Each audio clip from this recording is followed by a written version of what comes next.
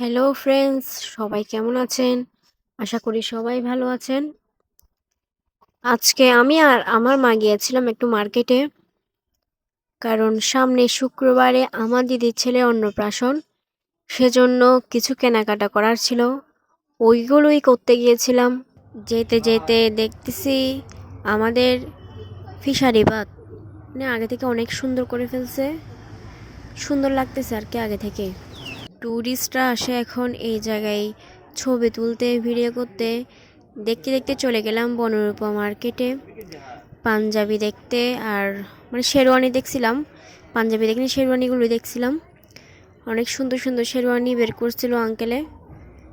এগুলো দেখার পরে একটা কিনলাম, একটা পছন্দ হয়েছিল, কিনছিলাম। কিন্তু পাকড়ি মানে পছন্দ মতো হচ্ছিল না।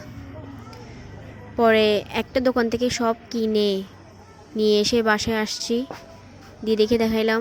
এই যে পাখিটা কিনছি, তারপর একটা সুন্দর থেকে পাঞ্জাবি কিনছি, আপনাদেরকে দেখাবো।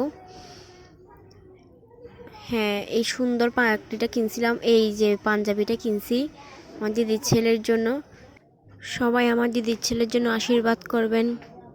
তো আজকে এই পর্যন্তই, সবাই ভালো থাকবেন।